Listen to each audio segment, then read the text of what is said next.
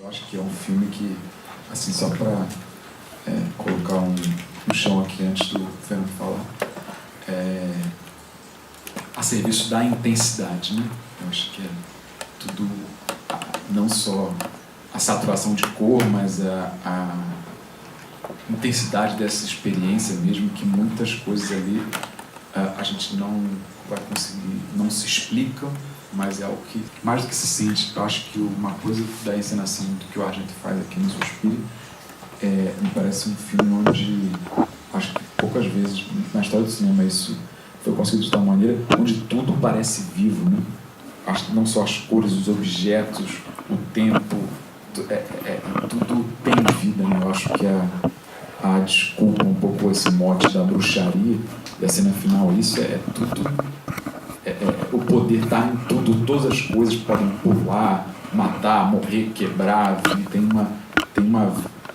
consegue fazer todo o universo visual e também sonoro, porque às vezes tem cenas que são sonoras, na verdade, que nada acontece, então tudo tem uma vida, e acho que isso pode ser até uma definição de cinema mesmo, um tipo de discurso onde toda essa as cores, a imagem e o som podem se tornar algo vivo por si só. Eu acho que o Suspiria tem essa premissa, né, de fazer tudo ser vivo, e o que é parado é vivo, uma cor é viva, e um objeto, e o tempo, e os bichos, e os detalhes, é uma coisa muito impressionante. Mas eu queria passar a palavra aqui para o Fernando e a gente vai seguindo assim, porque eu acho que tem bem mais a falar do que eu sobre o que é essa experiência do Suspiria. Bom, Suspiria, é engraçado, eu passei alguns anos na crítica, já fui colega do Juliano, e sempre fui obcecado com filmes de terror e tudo, mas o Suspiria é um filme que eu nunca consegui escrever sobre ele, porque sempre que eu tinha vontade eu voltava, via o filme, e aí não encontrava palavras para expressar, para começar, né? Eu, enfim, vou falar um pouco aqui o que eu sei sobre o filme, vou tentar fazer menos uma tentativa de análise, porque o filme é esse trem fantasma vindo na sua direção e atropelando todo mundo. Mas eu acho que tem uma história de quando o Argento estava fazendo os testes de luz, de laboratório para esse filme, ainda antes de filmar, que ele, o fotógrafo Luciano Tovoli trouxe algumas experiências que ele estava fazendo, e o Argento ficou tão encantado que ele se levantou e tocou a tela onde o material estava sendo projetado. Eu acho que o filme é um pouco isso, né? Um filme que ele ataca os sentidos de tal forma que você parece que é capaz de entrar na tela de repente, ou de tocar aquelas texturas todas e aquelas cores. Mas o curioso é que você estava falando no começo do Antonioni e tal, e é um pouco talvez para medir o impacto que Suspiria teve no cinema na época. O fotógrafo desse filme o Luciano Tovoli, ele era parceiro de escola do Nestor Almendros, eles eram caras de escola de luz natural. Eles chegaram a fazer uma espécie de pacto de sangue entre os dois, que eles jamais usariam luz artificial e tal. E isso durou até Suspiria. O Almendros seguiu o resto da vida, enfim, acreditando nessa tese. Mas o Tovoli, ele tinha feito Passageiro, Profissão Repórter, né, quando a Argento chamou ele para fazer esse filme. E deu total liberdade para o fotógrafo criar esse estilo de iluminação que você não vai ver nunca mais, a não ser em filmes que homenageiam diretamente o próprio Suspiria. Ou o próprio Tovoli, depois que fez esse filme, ele foi fazer o Mistério de Oberwald, o filme do Antonioni, que é uma experiência meio surrealista também, assim, de cores. E o que ele faz aqui, o que o Antonioni vai fazer depois, e o Tovoli já está fazendo aqui junto com o Argento, é usar as cores para contar a história, praticamente, né? Você tem um fiapo de narrativa, uma espécie de conto de fadas meio sombrio, escrito pela Daria Nicolodi, que era parceira do Argento e mulher dele na época. E, originalmente, o Argento queria fazer esse filme numa escola para crianças, né? Aí, os produtores ficaram um pouco enfim, receosos, enfim, afinal, o Dario Argento já vinha de uma série de filmes extremamente violentos e tal, eles pensaram, bom, violência contra a mulher, ok, mas contra a criança talvez seja um pouco demais, a Argento segura sua bola. E, de qualquer maneira, quando ele chega quando ele começa a repensar o filme junto com a Dália, e eles chegam a essa ideia do Covil de Bruxas sendo escola de dança, ele retém, eu acho, uma série de coisas num certo sentido, ele infantiliza todas as personagens, as alunas ali. Ele faz isso na decoração, que é uma coisa estrondosa, assim, que se você vai rever o filme, você vai perceber que o pé direito das coisas é altíssimo e tem umas portas absurdamente altas e tipo, a maçaneta está quase sempre na altura da cabeça das pessoas. Então, assim, é tudo desenhado para aquelas mulheres, para os alunos, de um modo geral, estarem diminuídos ali naquele ambiente como se fossem crianças, assim. O rosto da Jessica Harper, né, ela tem um rosto meio infantil também, uma coisa quase... Parece um desenho meio Disney mesmo, assim, né, aquele rostinho frágil e tal, juvenil, né. E então o filme retém uma série dessas coisas. Suspira é um filme muito diferente na obra do Argento. Eu acho que ele nunca voltou a fazer nada parecido, né? Ele vinha de uma série de filmes que ajudaram a definir o que se conhece hoje como gialli, ou os giallo, né? Os filmes que têm uma origem, que são filmes de suspense, em geral envolvendo um assassinato misterioso, um assassino misterioso, mulheres em perigo, enfim, um grande suspense e mistério, etc. Isso tudo, o gialli vem de uma tradição de livros, de uma editora, na verdade, de livros, que publicava uma coleção amarela, na Alemanha, e que revelou uma série de autores. Todos eles, enfim, faziam esses whodunits, né, historinhas de mistério, assassinatos misteriosos e tal. Tinha um grande reviravolta no final, então, no final o assassino era sempre uma grande surpresa. E sempre tinha essas capas super apelativas de mulheres sendo assassinadas ou sugerindo o assassinato de mulheres de maneiras as mais perturbadoras possíveis. O cinema italiano ele explora alguns desses, chega a adaptar alguns livros diretamente e começa a transformar isso num gênero. O Argento é o cara que eu acho que vai consolidar esse gênero, vai de alguma forma pegar aquelas primeiras tentativas e meio criar as regras do jogo, inclusive nesse tipo de luz e tal. Então esse filme é produto de um cara que estava construindo a sua forma. E você, de alguma maneira, para mim, apesar dos outros filmes serem bem repletos ali da coisa do Hitchcockiana, esse para mim talvez seja o filme mais Hitchcockiano dele. Porque, não só pelas referências diretas, visuais, que são fáceis de ver, mas porque ele atualiza de alguma maneira, nesse filme, pela primeira vez, e ele problematiza isso, problematiza. Ele problematiza isso, que é uma questão essencial no cinema do Hitchcock, e principalmente na interpretação do cinema do Hitchcock na época.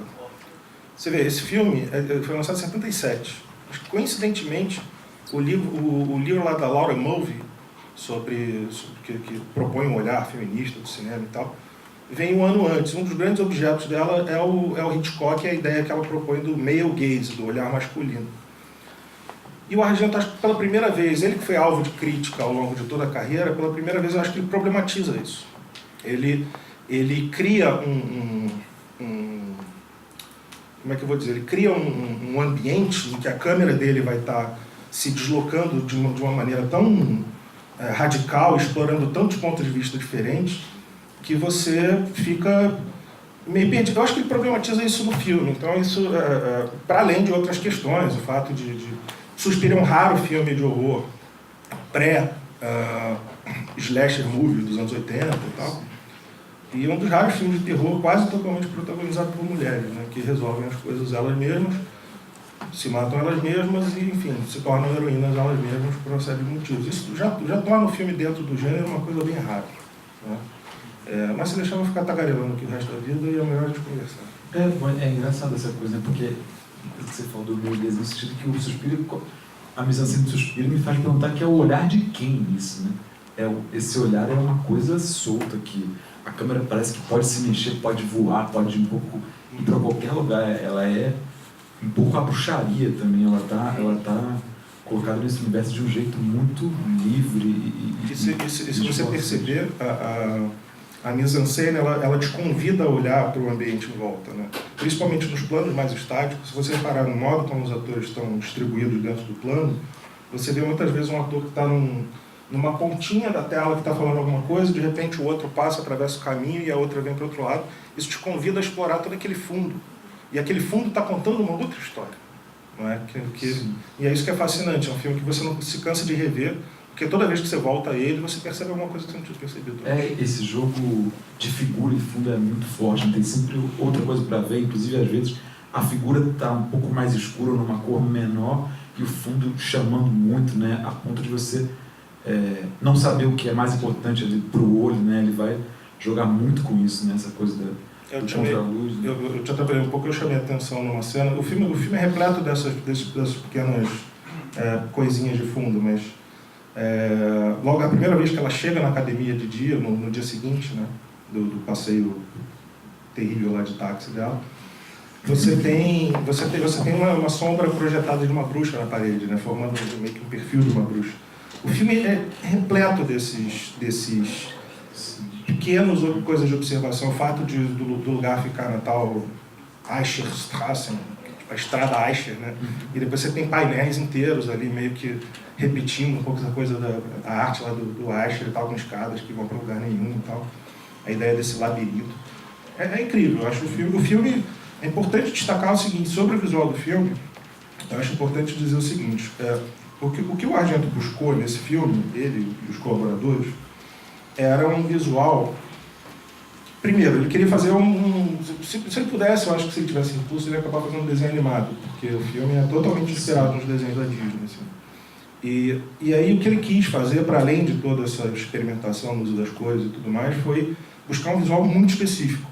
Daí a grande dificuldade da gente entender o que é Suspiria. E Suspiria é como uma obra de arte que você não pode ir no Louvre e ver o original. Então você tem sempre um monte de reproduções para tentar descobrir um pouco a desgraça do cinema. Né? Mas essa restauração foi feita a partir do negativo original de câmera. Eles usaram um processo na época já muito diferente, era um processo que estava praticamente em desuso. Eles usaram um processo de Technicolor de three strip, que eles chamam, né? três tiras, 3 camadas, em que o filme é revelado 3 vezes, depois se gera 3 positivos, um de cada cor, todos preto e branco e mais uma cor só, e depois faz essa combinação num processo especial, que até eles... Já não se fazia mais isso, eles conseguiram uma permissão da Technicolor para fazer desse jeito, porque esse é o jeito como os grandes épicos dos anos 30 e 40 eram feitos, e que você vai ver hoje restaurado também por isso, e fica impressionado como aquilo era possível. Né? Aqueles filmes nos anos 50, os 10 Mandamentos, são os filmes mais lindos que você pode... E que lembra muito o próprio Suspiria. Então, essa restauração que a gente viu é uma restauração que estreou no Festival de Berlim, agora no começo do ano. Foi feita para comemorar os 30 anos do filme, 40 anos do filme, né? E é uma das restaurações que estava em curso. Tem uma outra restauração americana que, enfim, quando saiu esse aí, ele estava todo mundo encantado, pensando, ok, agora podemos ver Suspiria como era, feito do negativo original, no laboratório bom e tal. E aí apareceu esse americano e falou assim, não, mas eu tenho uma outra vindo, eu estou com um fotógrafo do meu lado e a gente está refazendo tudo, inclusive o som. E, bom, agora essa cópia está circulando na América do Norte e a gente vai poder ver mais um Suspiria, de novo, que não é, enfim, não é mal, né? Com cores e som completamente diferentes. O som também foi um processo todo experimental. Esse mix que a gente ouviu, eu imagino que seja baseado no mix original mono, e que foi, não sei como é que construíram essa espacialidade toda. Isso vem desde a época do DVD, que já tem uma remixagem. Mas, originalmente, em alguns poucos cinemas, eles passaram fazendo um mix de 4 canais, um na frente, um atrás, e 2, um de cada lado. Mas era um mix para cada canal. Então eram 4 mix em mono, tocando simultaneamente, criando meio que surround da marra ali na hora. E que, eu não sei, mas deve ser fascinante. Um dia A gente vai conseguir ver em breve, porque o Blu-ray está em pré-order, assim que a gente conseguir importar, a gente vai poder ver. Você sabe como é que comercialmente foi o lançamento? Foi muito bem. Foi muito bem. Ele já vinha de um grande sucesso com o Profundo Rosso, foi o filme mais bem-sucedido dele. E aí ele pôde, enfim, ter uma graninha e uma licença para poder investigar e fazer esse filme tão difícil. Mas esse foi o filme que fez ele explodir nos Estados Unidos. Até então ele ainda era um fenômeno mais localizado. Querem comentar? Eu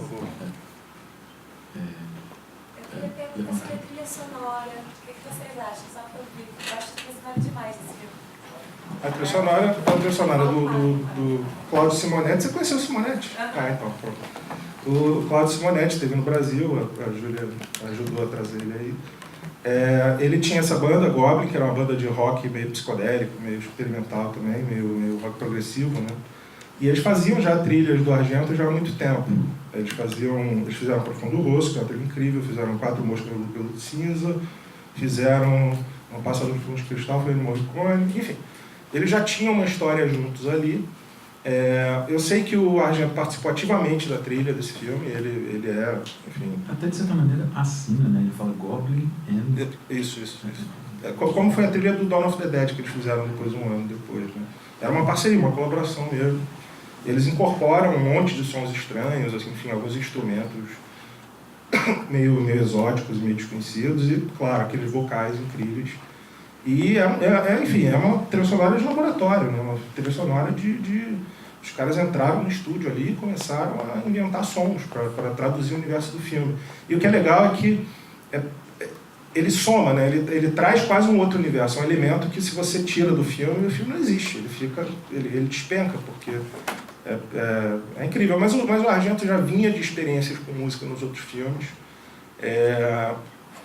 Esse talvez...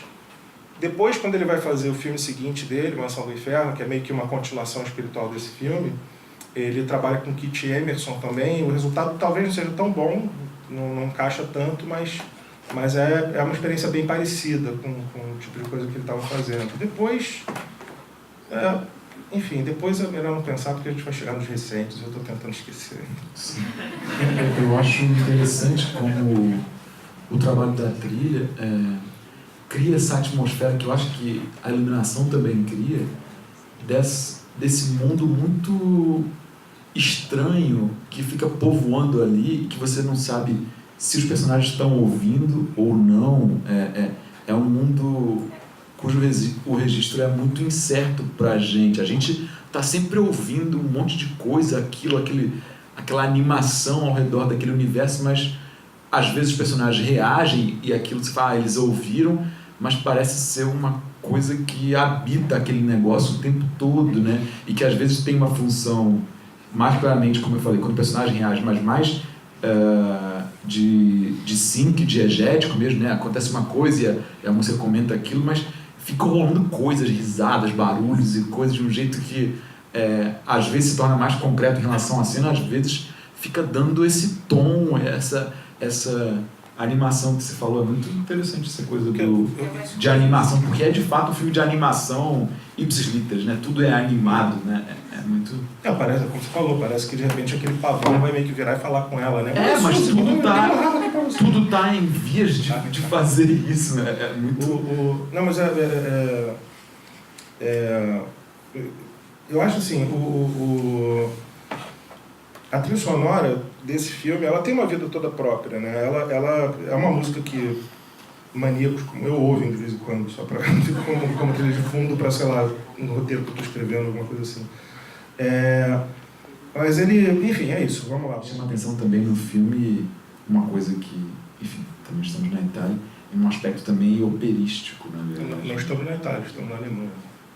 Sim, mas como tinha feito, não é como essa, tem uma coisa dessa intensidade e uma grandiosidade, na verdade, né? E essa força desse pathos que se espalha por tudo, né? Me coloca muito no ambiente de ópera, de uma certa obra de arte total, de alguma maneira, né? Que tudo informa essa experiência dos sentidos, né? Que a gente fica sentei aqui na frente, você fica meio siderado, e eu acho que está ligado a uma experiência, eu acho, operística, assim, onde o filme fica te lembrando todo que ele é essa animação absoluta, né? Essa coisa da luz mudar dentro do plano, né? Tá tudo sempre pulsando, né? Como se o mundo do filme estivesse pulsando o tempo todo, né? Você tem essa coisa da cintilação vermelha e rosa, e vira a luz, e assim que né? Eu acho muito curioso, e ele me joga para a coisa da ópera bastante. Eu acho que para além da ópera, o que só reforça essa coisa da trilha, só reforça a minha curiosidade de ouvir esse mix original, né? Tem em fóruns de pessoal da velha guarda aí que curte filme de terror e tal. Eu lembro de muita gente falar que ouviu desse jeito, que era uma experiência sensorial totalmente diferente. Principalmente quando saiu esse mix 5.1, que saiu em DVD na época, numa tentativa de restauração, o pessoal dizia, não é isso que eu vi na época, é bem diferente. Qual a diferença, Fernando? Oi? Qual a diferença dessa mix que a gente estudou? Esse provavelmente eles pegaram um mix anterior, que foi feito para o lançamento em DVD, que o Spacializou fez 5.1, mas o mix original, ele passou em alguns cinemas dessa forma. Ele tinha 4 canais só e um mix separado em mono para cada um deles. Então ele meio que fazia o surround ali ao vivo. E eu sei que pelo que dizem, cada um desses canais tem coisas muito específicas rolando. Então você tem os efeitos aqui, você tem uma trilha atrás, você tem um negócio, tá entendendo? Então enfim, estou curiosíssimo para ver. No que diz respeito à coisa da ópera e tal, eu acho que a grande referência do Argento para esse filme mesmo, para além do aspecto da teatralidade que está aí e de contar a história pelos cenários épicos e tudo, mas eu acho que isso é legal porque é o seguinte, isso tem um pouco, eu acho, ele retoma um pouco a tradição do grande espetáculo de cinema de horror ou de fantasia italiano, que você estava falando no começo, eu acho que era bom comentar, pelo menos. O cinema de fantasia e terror era talvez o grande carro-chefe do cinema italiano nos anos 20. Né? Você teve Cabiria, que foi a maior produção de todos os tempos no mundo inteiro. Você tinha os filmes de Hércules e tal, que pegaram um pouco da herança do Cabiria, que foi um enorme sucesso, estrondoso e tal. E esses filmes foram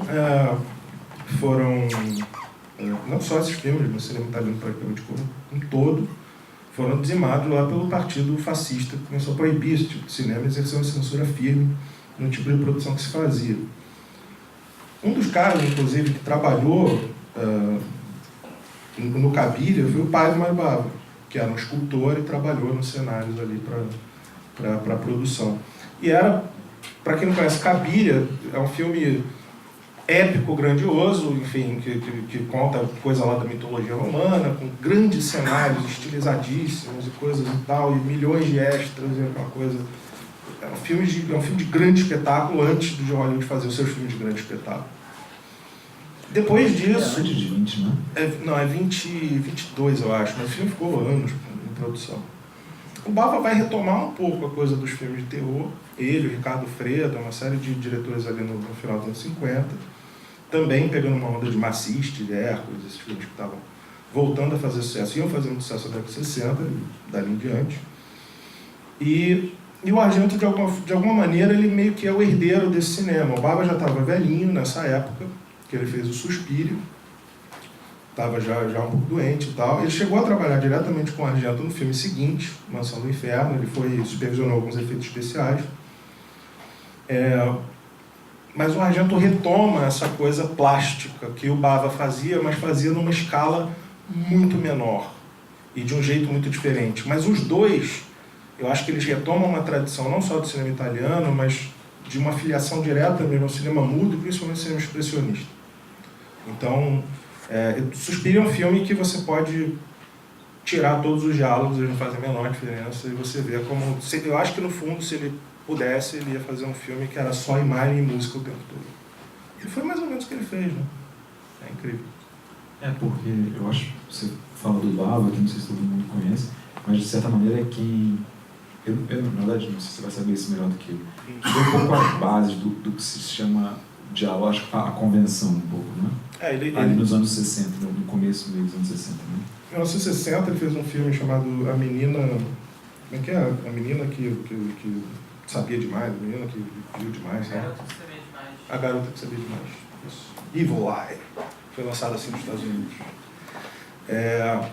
Esse filme é meio que, acho que convencionou-se chamar esse filme como o primeiro diálogo, de fato, o filme que estabelece as bases do gênero e que depois ele vai explorar em alguns outros poucos filmes, na verdade, principalmente o Seidone pelo Assassino, um ou outro.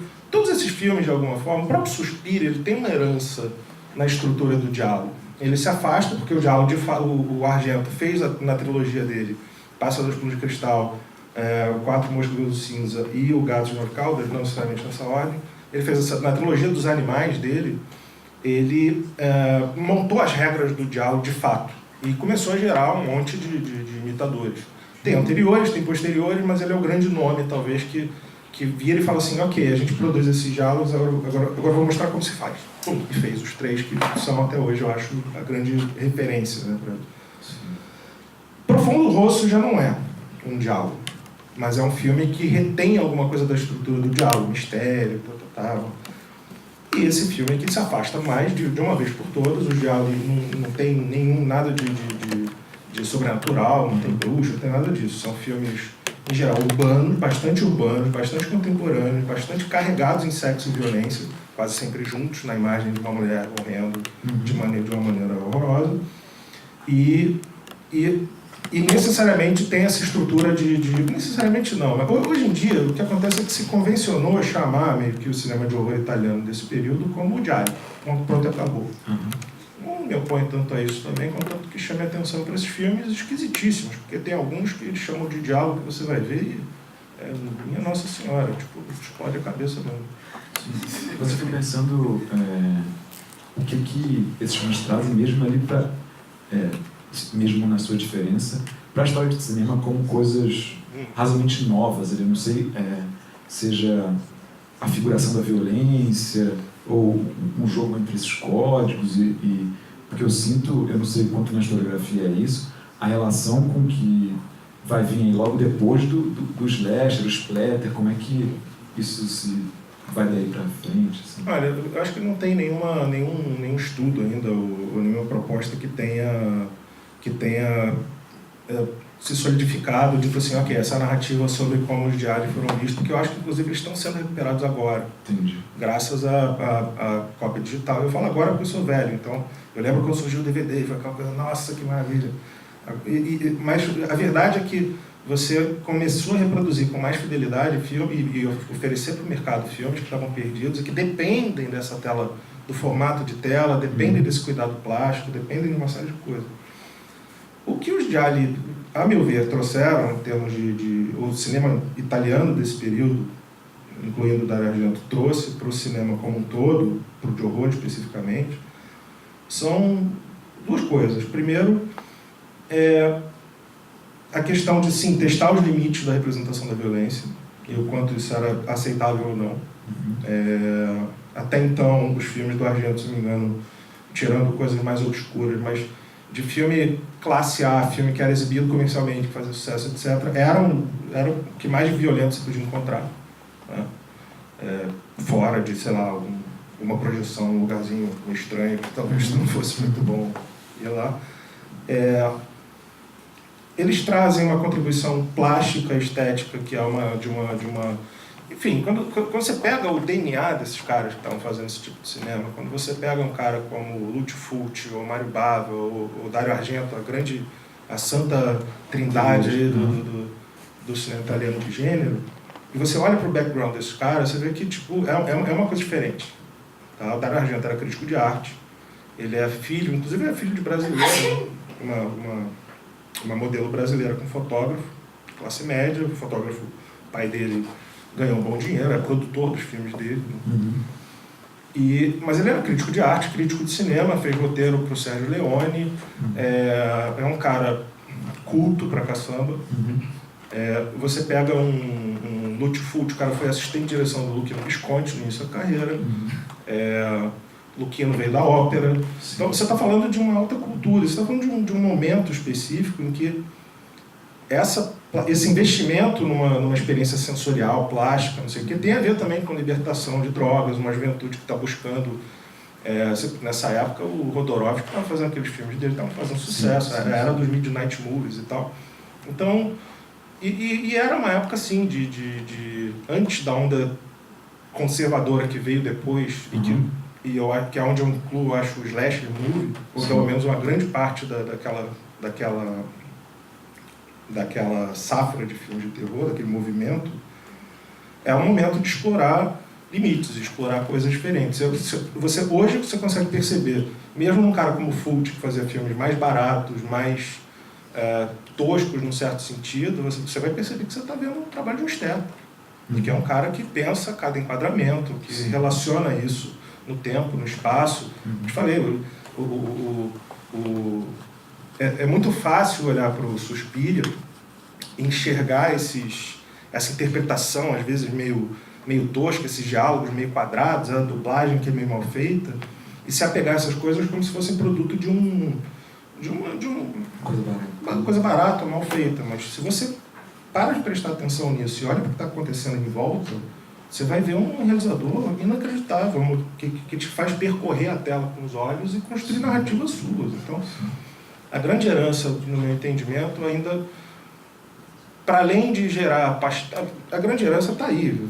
Vai pegar essas experiências do Argento e levar para outro tipo de cinema. Você vê que hoje você encontra reflexos diretos de Suspiria, por exemplo, no filme que o Nicholas Refn fez em homenagem a ele. Sim. O Demônio Neon é basicamente uma tentativa de refazer Suspiria. Sim. E no Antonioni, pegando o fotógrafo, falou, faz essas coisas aqui comigo também que eu quero. Por aí vai. Porque me chama muita atenção também, nesse que você falou, a montagem do filme, né? O que liga um plano ao outro, né? Só um detalhe, porque uma coisa. Fala. Pensando aqui, talvez a grande chave para entender o Argento, não sei se nesse filme, mas essa é a relação com o não naturalismo, né? Eu acho que isso liga tudo que vocês estão falando, apesar dele vir de ontem. Você acabou de citar várias referências dele com quem trabalhou, que são essencialmente naturalistas, na verdade. Mas o cinema dele, a grande liberdade dele está em não se preocupar em ser super realista, em fazer o efeito fake, talvez a própria violência, as situações hiperviolentas a gente aceite mais no filme dele porque são fake. O sangue é super fake. Mas a gente está grudado na tela, né? A gente sente medo, a gente arrepia, a gente fica isso. Então todos os efeitos, eles funcionam como efeitos de suspense de terror, mas são essencialmente não naturalistas, né? Sim. E é isso que ele consegue misturar com essa, do ser um filme essencialmente plástico, mas que funciona também como um super exercício de gênero. Mas não sei, tá pensando nisso, porque talvez isso seja achado de toda a relação com isso que vocês estão falando, assim, de tanto a relação com a foto, de dar meio plano, assim, eu tô pensando muito do cinema contemporâneo, talvez o mais careta do cinema contemporâneo é justamente fugir de ter o medo de não ser, enfim, de você não de fugir do naturalismo. Você viu hoje pela primeira vez. Isso explica o... eu concordo, mas eu acho assim, eu acho que teve um caminho meio desenhado aí, sabe? Quando eu falei que o Tolver fez o Passageiro, do Antonioni, entre o Passageiro e o Suspiria, ele fez, se não me engano, 2 filmes do Visconti. Um deles, aquele Censo, né? Qual que é em português? Sedução e não sei. Sedução da carne. Sedução da carne. Que era onde você sentia o Visconti se afastando cada vez mais daquelas tendências realistas e já propondo um outro tipo. É um filme com uma luz toda muito, muito particular. Assim, é um filme de um visual único, eu acho. Que vai levar depois a Morte de Veneza, etc. E o Visconti mais experimental que a gente conhece. Então, mas o cinema eu acho que aqui ele abraça pela primeira vez esse artificialismo mais radical. O Argento até então, nos filmes da trilogia, para além desse senso plástico que ele tem, ele era um cineasta, ele é uma espécie de Hitchcock no crack, sabe? Ele fazia uma montagem que às vezes te deixava perturbado, e a violência muitas vezes vinha do corte, não do que você estava vendo. Então é meio que... O Argento é fruto de Psicose, ele é fruto do Hitchcock, e aquela ceninha do chuveiro, estava tudo ali, né? Estava tudo ali na Psicose, e ele... É engraçado, porque ele é um maneirista que, de alguma maneira, é uma espécie de irmão gêmeo afastado do Brian De Palma, que estava fazendo a mesma coisa. Mas nesse filme aqui eles permitiram, por isso que eu digo, esse filme se você fala assim, ok, vamos falar da obra de Dario Argento, eu falo, ok, vamos excluir Suspiria e a gente fala da obra do Dario Argento, porque é muito, muito particular e muito, muito diferente do que ele vinha fazendo, mas de alguma maneira também ele marca uma virada na carreira dele que tem a ver com assumir um certo artificialismo, mas tem a ver com pensar essa coisa do olhar. Né? Você vê surgir aqui quase planos assinatura que ele vai usar em outros filmes, como a câmera pássaro, que ele vai refinar e fazer coisas inacreditáveis no terror na ópera.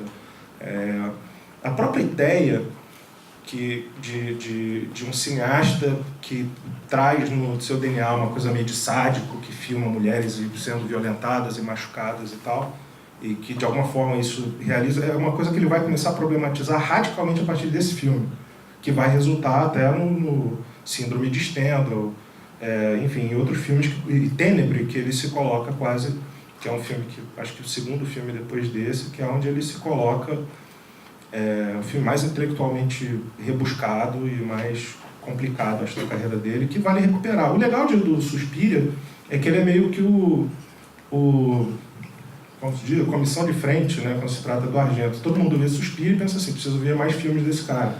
E aí você vai descobrir todo o universo absolutamente fascinante. E fugindo um pouco dele, você vai pro cinema de horror da época e dos italianos, principalmente, que é incrível. Assim, comentando o que a Marina estava falando, eu acho que a coisa, no fundo, é bastante complexa, porque eu acho que tem uma construção plástica artificial do universo, mas a relação dos personagens com o próprio universo, ela não é exatamente antinaturalista, né? Eles têm uma normalidade ali com o que acontece, como se reage, né? Eles não olham pra gente, eles não ficam...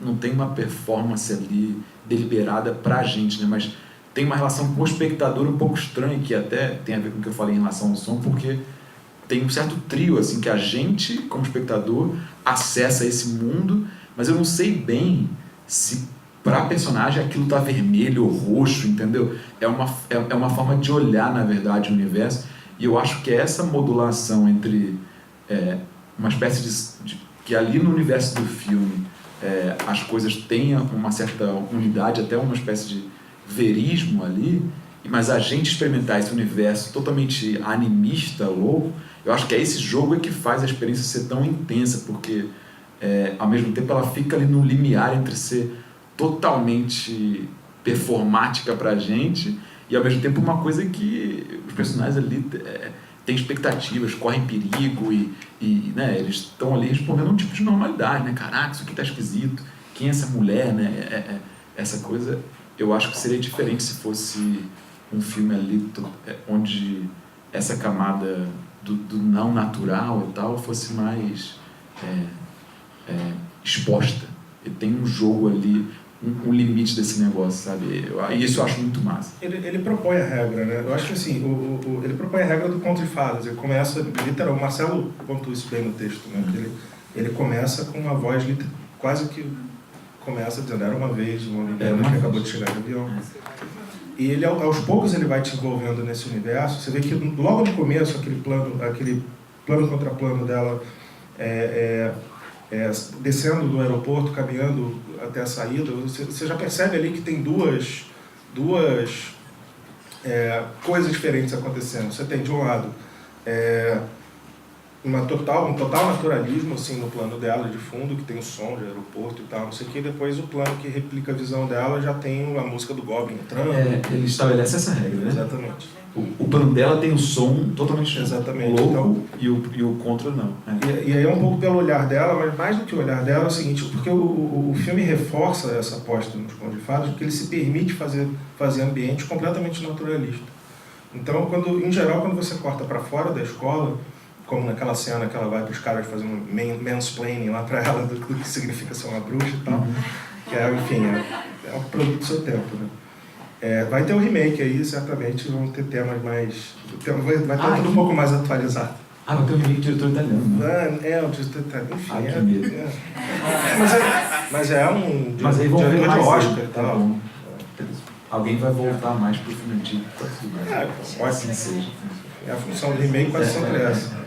Mas Mas ele se permite fazer isso, ele se permite filmar de uma maneira naturalista, com luz natural e tudo, não sei o quê, e isso eu acho que reforça ainda mais o que o Argento assumidamente quis fazer, ele, fotógrafo, foi traduzir de alguma forma, ou tentar traduzir a emoção e o sentimento das personagens pelas cores. Então, essas mudanças dentro do plano e tudo dizem respeito a isso, é uma lógica expressionista mesmo. E eu acho que nessa construção de universo, acho que é muito, eu ia falar da montagem, como muitas vezes se monta por cores, mas às vezes se monta um pouco por tipo de objeto, né? Às vezes monta por vidro, e os planos começam em lugares às vezes muito estranhos, em close, aí vai dar unha. O filme tem uma espécie de liberdade de movimentação e de exploração do universo que eu acho que é muitíssimo raro. Mesmo essa sequência a sessão de mansplaining, como você falou, aí tá tudo bem ali, de repente tem um plano aéreo, gigante, de uma conversa e tudo se torna gráfico, né, na medida que você filma aqui. É o plano Intriga Internacional. Exatamente. Ou o pássaro dos pássaros, né, enfim, essa coisa. Entra aquilo ali, o filme tem um pouco essa permissão de voar, na verdade, né, como a decupagem mesmo, né, e isso me parece muito incrível, né, isso coloca a gente numa expectativa também de qual é o ponto de vista da próxima cena, né, esse negócio é infinito, né, essa animação é também dos pontos de vista, e acho isso muito forte na construção do universo, que eu acho tem que ver, para um público de hoje em dia, tentar ver Suspiria e entender essa movimentação do olhar, talvez seja um pouco mais difícil pelo seguinte, porque não importa exatamente a origem, tá, de onde veio, mas se popularizou de fato em 78, um ano depois desse filme, é que você vai ter a encarnação mais crua possível dessa coisa do male gaze, que é quando o cara vai fazer Halloween. Então, a partir de Halloween, você vai ter o plano de um assassino na sombra, que está caminhando atrás da pessoa, com a respiração pesada, você está vendo tudo pelos olhos dele. Então, você segue aquele olhar do assassino. Isso foi feito antes, naturalmente, mas isso foi meio que a base de tudo que se viu de filme de terror daí para frente. Mas, então, por mais que você tivesse isso antes, não estava ainda tão codificado, não havia ainda esse pacto de você olhar pelos olhos do assassino. Tá? Isso vai se popularizar no final da década de 70. Então aqui, quando o Argento move a câmera e nunca te coloca exatamente nos olhos do assassino, raramente nos olhos das garotas também que estão olhando em volta procurando assustadas, ele simplesmente observa com uma frieza espantosa, né? Como se ele tivesse, enfim, não tem nenhuma reação de pena ou de dor, ele simplesmente procura a melhor maneira de observar isso. Embora haja mecanismos para, enfim, você entrar nesse universo, você vivenciar o universo junto com a personagem. Né? Isso fica muito claro lá no plano, que é o meu favorito, foi bom ver na tela grande. O meu momento favorito, que é quando ela passa pelo corredor logo no início e uma das bruxas está afiando ali uma coisa pontiaguda, e ele cria um efeito que o brilho daquilo meio que modifica a iluminação da cena toda. Sim. E acho que é a primeira vez que eu percebo que o garotinho, na hora que emite o brilho, ele sorri. E logo que o brilho acaba, ele fecha a cara de novo. Eu fico imaginando ele e o Argento lá se divertindo, porque foram os únicos, provavelmente, que combinaram. Que eu acho que aí quando ele chega na bruxa, ali na sequência final, e a bruxa, ela é uma imagem, né? Então, é um acontecimento de imagem, é gráfico, né? Ele mata aí a imagem, né? Então, eu acho que o filme é toda uma... como se... como a bruxa é essa coisa que sente tudo, percebe tudo, tá em tudo, né? Então, acho que a mise-en-scène se apropria disso. É um filme de espelhos, né? De espelhos. Ele tem muitos espelhos e é engraçado, porque tinha um espelho dentro e fora da tela, porque a maneira de fazer muitas vezes essa luz rebatendo com o espelho. Então eram aquelas luzes fortíssimas, sabe, rebatidas no espelho, que ficavam ainda mais duras no rosto de todo mundo, aquela área da imagem. E como eu te falei, ele usava muito pouco gel, né?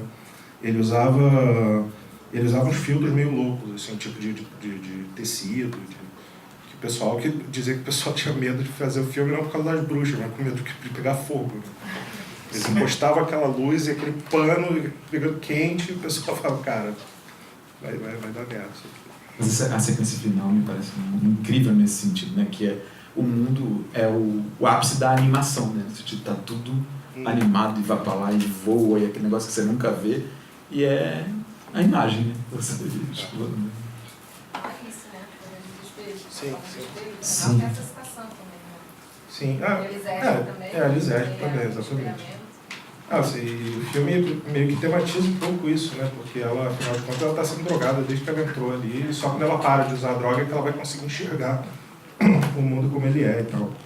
Mas não tem a menor dúvida que muita droga foi consumida para se pensar esse filme. Não tem a menor dúvida.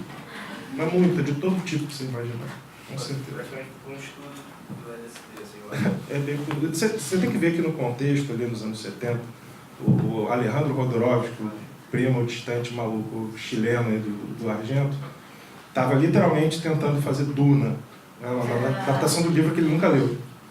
Mas que ele achou fascinante, começou a montar o elenco e ele literalmente, o que ele disse que ele queria fazer, essa era a ambição dele de fazer o filme. Ele falou, eu quero reproduzir uma viagem de ácido na tela sem que você precise consumir o ácido. Então isso está no horizonte desses caras nessa época, sabe? E não tenha dúvida também que a trilha também rolou muito. Simonetti deve saber, viu, Júlia? Que tipo de droga eles consumiam, mas certamente algum eles consumiam. Eu acho que grande parte na verdade, do cinema, nos anos 70, estava buscando esse tipo de horizonte da sensorialidade e que obviamente, isso tem não uma relação de causalidade, mas um eco com a exploração química subjetiva que todo mundo estava buscando, né? Eu acho que, na medida que na década anterior se quebra certas barreiras de construção do universo cinematográfico, então pega-se esse legado e vamos estourar. E aí você leva para direções radicais variadas e uma é essa, né? Que é um filme que tem uma capacidade de estímulo sensorial, né? Você vê, no começo dos anos 70, quando surge o fenômeno dos Midnight Movies, tem 3 filmes que se destacam mais ou menos nesse período, que passavam. O que acontecia? Você tinha essa sala de cinema, principalmente ali em grandes centros urbanos, Nova York era famosa por ter cinemas que ficavam passando filmes sessão da meia-noite. E descobriram que alguns filmes faziam mais sucesso que outros. E também descobriram que faziam mais sucesso que outros porque a galera ia para dentro do cinema ficar fumando maconha e vendo filme. E aí alguns filmes se tornaram pequenos fenômenos mesmo. O do Jodorowsky, o primeiro filme dele, Ao Topo, foi um desses. Já era um filme que ficou, enfim, passava toda semana, porque a galera ia para lá fumar maconha ou viajar no ácido e ver o filme. O filme se prestava a isso. Como 2001 fez um enorme sucesso na época também por causa de... Então foi isso, grande eu parte fumei para ver O Topo e... bom, mas você está fazendo isso errado, cara. Mas isso aqui literalmente errado. Mas alguns desses filmes foram realmente pensados para isso. O que eu acho que não é o caso aqui, mas, enfim, boa sorte para quem tentar deve ser formar um ácido nesse filme. É. Eu acho que eu nunca... Acho que talvez seja um pouco demais. Assim. Overload. Assim. Senta mais lá.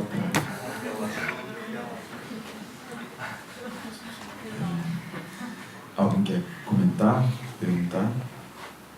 Eu acho que você já falou um pouco, né?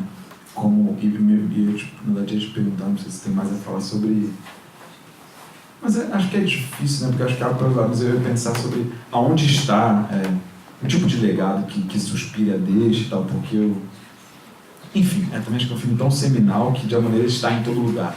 Mas um tipo de investimento no gênero, com os códigos de gênero, com esse tipo de desejo de construção e tal, não é algo que eu vejo assim, beleza, lá o Nicholas Winding Refn e tal, mas ali parece já uma derivação específica, né? Eu acho que a influência é bem diluída mesmo. Acho que você vai encontrar em esquemas de cor, esquemas de luz, em homenagens diretas ou indiretas, mas a verdade é que eu acho que ninguém nunca tentou fazer nada tão radical quanto Suspiria desde então. Se tentou, falhou. Eu não me lembro de nada tão diferente. Né? Agora, você encontra hoje, especialmente, esse cinema que vem sendo redescoberto há alguns anos, você encontra... Tem uma dupla de cineastas, se não me engano são belgas, chamada Hélène Conté e Bruno Forzani, se não me engano, Bruno Forlani, Bruno Forzani. Enfim, eles fizeram 3 filmes experimentais. Um chamado Amargo, né? Um outro chamado As Estranhas Lágrimas do Seu Corpo São a Minha Bebida, sei lá, desses títulos que parecem de um diálogo dos anos 70, e eles estão com um filme novo, que passou lá junto com o filme do Marco Dutra e da Juliana em Locarno. Essa dupla faz filme, eles vão fazer agora, parece, esse terceiro é o primeiro filme narrativo, ou até onde eles conseguem fazer um filme narrativo. Os outros 2 são longas-metragens experimentais, com uma trilha que parece ou emula as trilhas dos anos 70, com os mesmos instrumentos e tal, não sei o quê, e que repetem, e são grandes variações plásticas e muito interessantes, muito bem feitas, em cima do cinema, esse Estranhas Lágrimas do Seu Corpo, blá blá blá. É um estudo sobre o cinema do Argento, basicamente. Então você vai ver isso reproduzido de uma maneira ainda mais altamente experimental e não narrativo. São filmes fascinantes, visualmente, interessantes e tal, mas não, naturalmente, para um público muito mais limitado. Enfim. Mas é onde sobrevive, e em referências de cineastas como Nicholas Refn, então, caras que abraçam, e que foi o padrinho dessa restauração, não dessa, mas de uma restauração anterior, em 2K, que passou no Festival de Cannes, né? Ele apresentou a sessão, tudo. Então você encontra... Você vai encontrar ocasionalmente na obra de um grande cineasta do gênero alguma referência a esses caras, mas dificilmente você vai ver... Porque não... Como é que você... Né? E mesmo, digamos, essa geração talvez mais recente, do terror americano, eu acho que está puxando outras matrizes, né?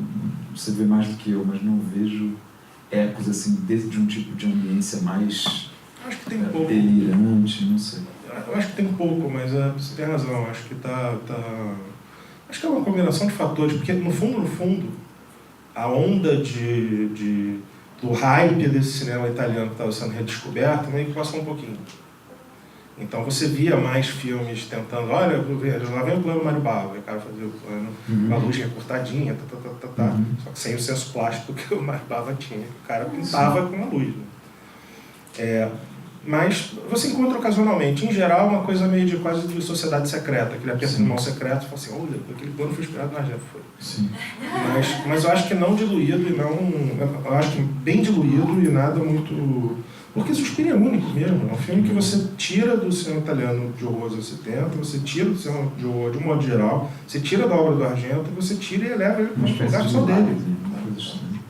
Mas me parece que, enfim, entre as referências que você traz, mas eu acho que o filme, esse limiar entre o narrativo e o delirante, assim, o ponto onde o filme se coloca me parece fundamental para a experiência que ele é, porque você tem um acompanhamento também ali de trama, de alguma maneira, ou de expectativas, não exatamente de trama, né? Mas você fica no desvelamento do universo, né? E acho que isso, ligado à exploração plástica, eu acho que faz com que a gente fique muito junto, né? Porque se eu ficasse ali, eu vejo Suspiria, mas eu não fico exatamente somente admirando quadros, né? Você entra na coisa, né? Você fica apreensivo. Você fica apreensivo. Porque é isso, o filme reproduz uma estratégia típica do Argento, que é te agredir logo de saída. Então o filme começa com um ataque aos sentidos, termina com aquele assassinato brutal, aquele negócio e tal, você tá, de repente a música baixa e agora toda vez que ela volta, você dá aquela apertadinha e fala, opa, vai começar de novo. E isso é uma estratégia típica dele, mas é também uma coisa do cinema italiano desse período, do cinema de gênero principalmente. Quando a gente fala de um diálogo, e a gente fala assim, de uma trama, de mistério, que tem um assassino no meio dessa casa, e só pode ser uma dessas pessoas e tem um mistério, assim, não se engane, os filmes quase nunca fazem o menor sentido. O menor sentido. Tipo, a grande reviravolta que o assassino é fulano, você fica... Tá, mas não importa, porque as narrativas não fazem sentido mesmo. A trama é o de menos. Você pega um filme do Mário Bava, tirando o garota, o Ivo Lai, a menina que olhava demais, sabe? Você, tirando esse filme, se você começa a olhar para um Bava um pouco mais tardio ali dessa época, cara, esquece, você vai sair do cinema e vou te perguntar sobre o que é o filme, você fala, cara, eu não faço a menor ideia, só vai lá e vê. É um exercício de condução, né? E é absolutamente fascinante, porque você começa a ver um filme do Bava e ele te hipnotiza. Sim. Te hipnotiza. Ninguém faz isso como ele faz. Aquilo não vira unidade, é encanto, né? É Exatamente. condução, né? Você vai. E é isso, como quando você está vendo Suspiria, ele até tem um pouco dessa estrutura, essa herança, uma coisa do tipo, tem um mistério, e que esse mistério aos poucos, mas isso não importa tanto. Não é um payback informacional, é essa condução de expectativas pela situação. É uma porta que se ilumina, é uma janela que se abre, é um vidro que se quebra, é alguém que passa ali, é um olho brilhando no escuro, é um morcego, é qualquer coisa. É uma espécie de estado, né? A gente está um pouco no limite da nossa hora, se alguém quiser comentar. Se não quiser... Quem é que viu pela primeira vez? Isso é bom. A maioria. Que massa. Quem aqui vai ver mais algum filme do Argento que viu pela primeira vez? Legal. Se você quiser fazer recomendações de... Eu recomendo dar uma olhada, assim, até para sair um pouco desse... Para quem está descobrindo o Argento pela primeira vez, eu recomendo ver o segundo filme que ele fez dessa série. Evito o terceiro por enquanto, mas ver o segundo, que é A Mansão do Inferno, que ele fez em 1980, que é um filme ainda mais alucinado do que esse. Em muitos aspectos ele não funciona tão bem.